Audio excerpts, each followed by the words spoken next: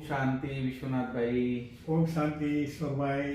आज हमारे साथ खास विश्वनाथ भाई स्वयं पधारे यहाँ और बैठे हमारे साथ आज मुरली रिवीजन में। तो आज मुरली है 23/2/2024 की। तो विश्वनाथ भाई आज बाबा ने खास चार्ट के बारे में बोला है कि बच्चे अपना चार्ट रखो कि हम आगे बढ़ रहे हैं पीछे हट रहे हैं। तो थोड़ा बताएंगे कैसे बाबा ने क्या क्लियर किया चार्ट के बारे में। जी देखो, आज की मुरली में बाबा ने हमको चार्ट के बारे में, सत्य के बारे में, याद के बारे में, जी अपने पुरुषार्थ के बारे में, जी अपनी श्रीमत के बारे में जी अच्छी तरफ स्ट्रेस करके जी हम बच्चों को ये मुरली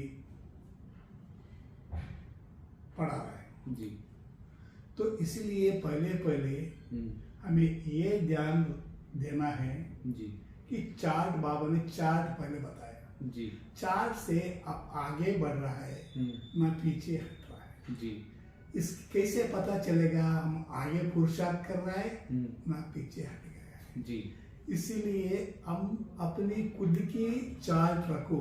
हाँ इस चार्ट से आपको पता चलेगा जी मैं आगे हूँ ना पीछे जी। हूँ, और नीचे हूँ ना ऊपर हूँ, ना अपवर है ना डाउनवर है।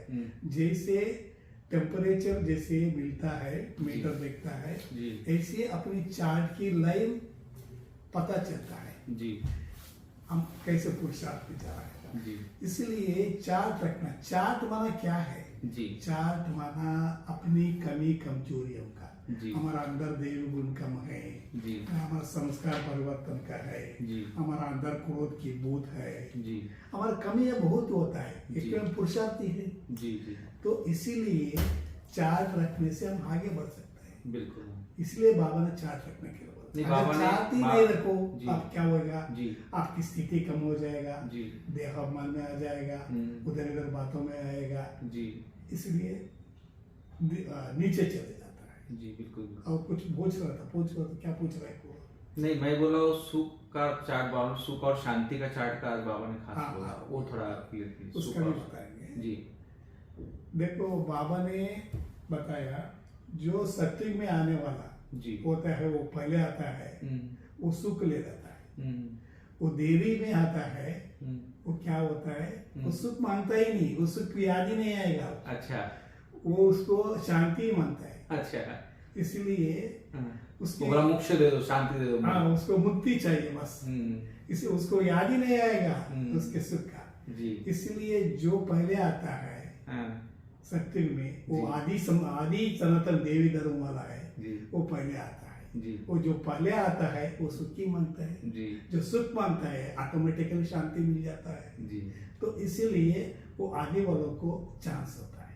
अच्छा। जो पीछे आता है जो उसको क्या होता है, उसको ये शांति याद ही नहीं आएगा शब्द।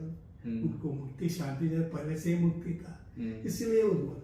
लेकिन बाबा क्या करता है, सबका सुख और शांति दोनों देता है। बाबा की इसमें सबको सुख और शांति दोनों देता है हमको। अच्छा।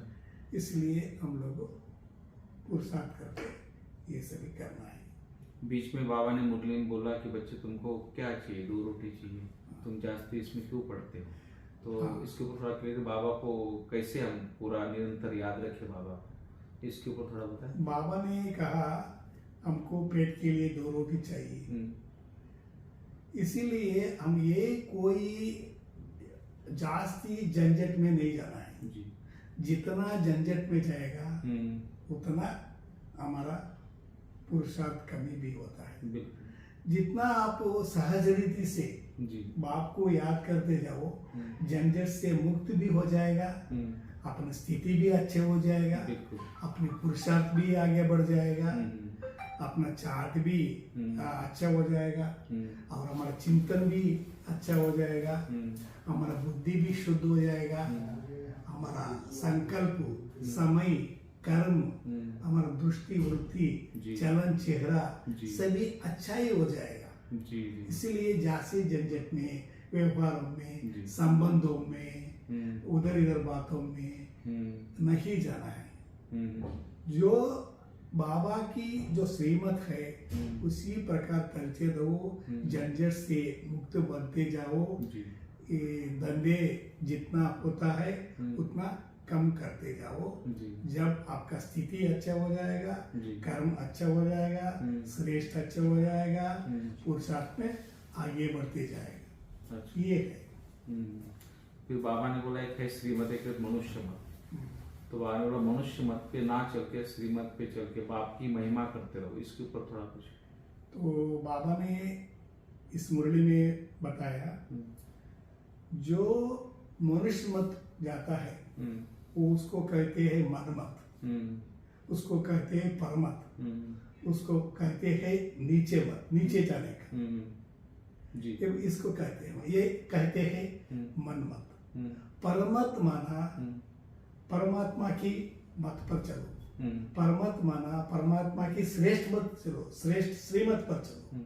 जब परमात्मा की श्रेष्ठ श्रीमत पर चलते चलो, बाबा अपने आप रास्ता आपको दिखाएगा। अभी आप मनुष्य मत की मनमत पर चले जाएगा तो रावण नीचे गिराता जाएगा। अच्छा, तो बुद्धि ब्लॉक हो जाएगी उसकी। बुद्धि क्लोज ब्लॉक हो जाएगा ऑटोमेटिकली। आप अच्छी शब्द बोला जी। ये होता है।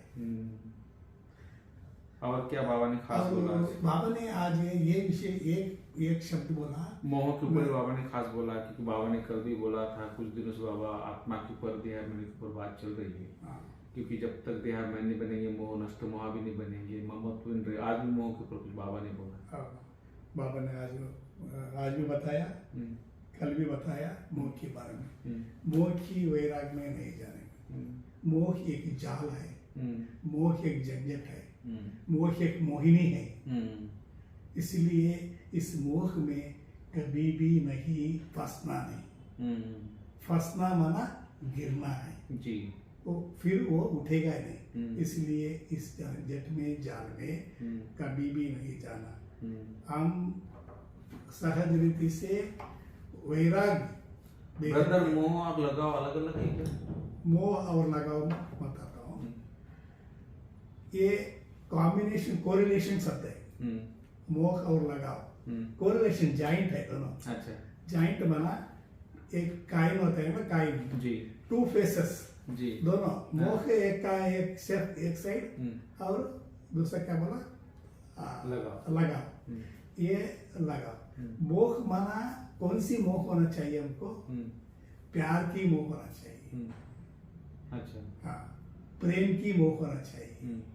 ये मोह, इसमें ये मोह होना चाहिए। हम ये मोह में नहीं जाता है। निस्वार्थ होना, निस्वार्थ प्यार हमारा अंदर निस्वार्थ होना चाहिए, निस्वार्थ प्यार होना चाहिए, निस्वार्थ प्रेम होना चाहिए, निस्वार्थ संकल्प होना चाहिए, निस्वार्थ शुभ भावना होना चाहिए, निस्वार्थ शुभ चिंतन होना चाहिए। हमारा अंदर ये निस्वार्थ होना चाहिए। स्वार्थ नहीं, बिल्कुल स्वार्थ 1 सेंटीमीटर भी नहीं होना चाहिए।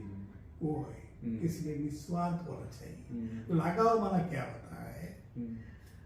किसी के पदार्थों में लगाओ। मेरे को मोबाइल चाहिए, मेरे को कार चाहिए, मेरे को मकान चाहिए, ये लगाव होता है।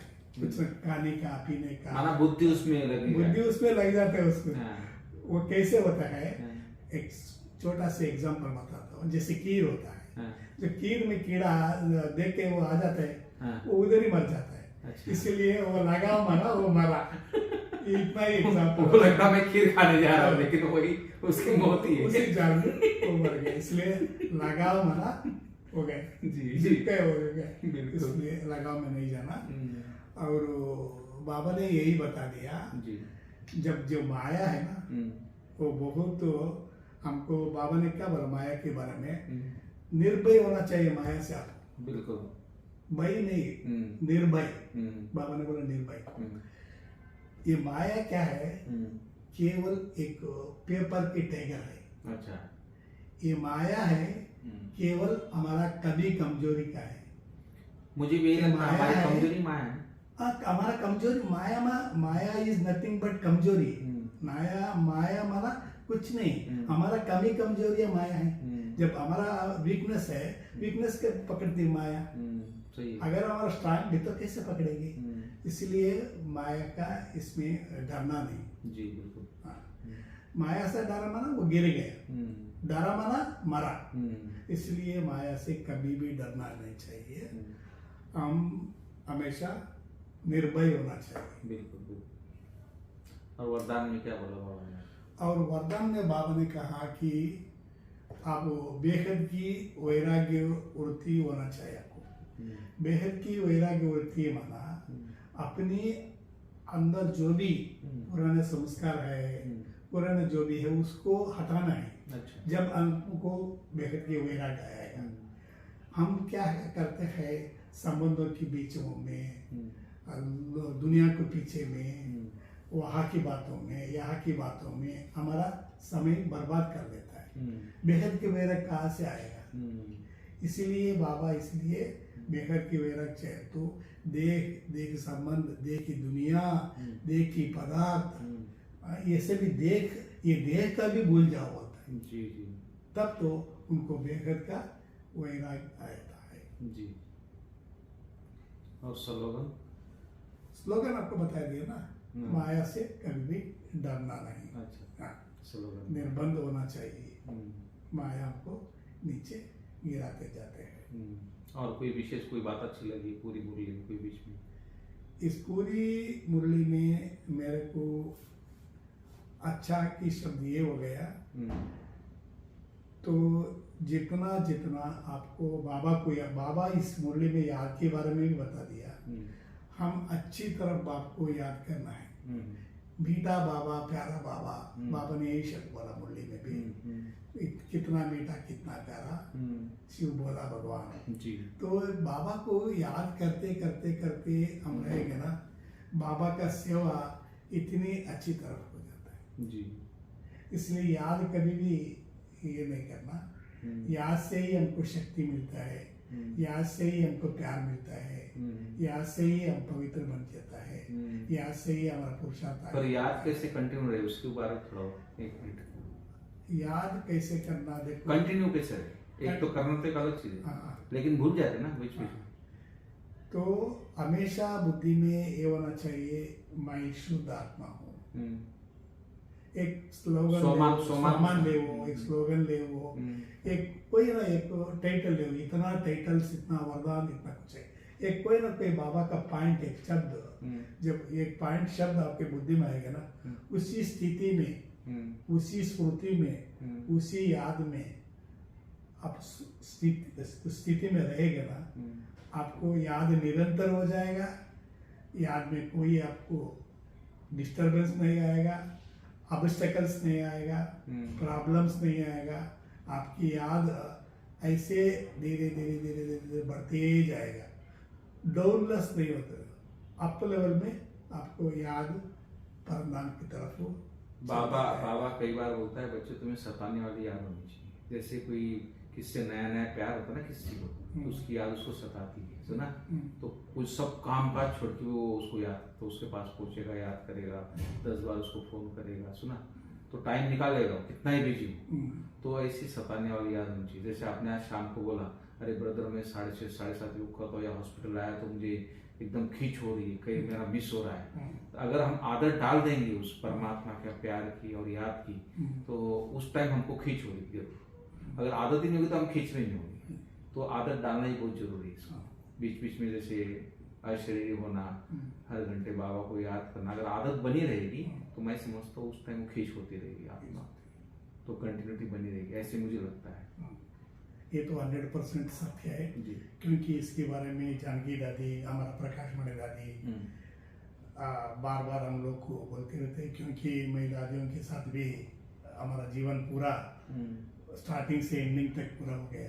दादी हमेशा यही कहते हैं, हर कदम कदम में आप चेक करते जाओ, हम आपकी बुद्धि कहाँ जा रहा है। सारा खेल है मन और बुद्धि का खेल है, वो दूसरा है नहीं। बुद्धि बाप की तरफ ले जाएगा ना, अच्छी चलते जाएगा गाड़ी। अगर बुद्धि रावण के मत, तो दुनिया की मत पर जाएगा ना, चलते नहीं। इसलिए दादी हमेशा हमको यही कहती है, अपनी कदम कदम में चेक करो, कदम कदम माना अपनी मन और बुद्धि कहाँ जा रहा है। कहाँ कहाँ जा रहा है, कहाँ फिर रहा है। इसलिए हमारा मन और बुद्धि हमेशा एक बात की तरफ में चलते जाएगा ना, सब कुछ हो जाएगा। याद, शाम का योग, अमृत वेले, हमारा संकल्प, दृष्टि, वृत्ति, सब ओके ओके में जाएगा। बहुत बहुत थैंक्स फादर। ओम शांति। धन्यवाद आपको ये छोटा से मौका दिया। आप ऐसे बीच बीच में सुनाते रहे, मुझे अच्छा लगा आपके साथ।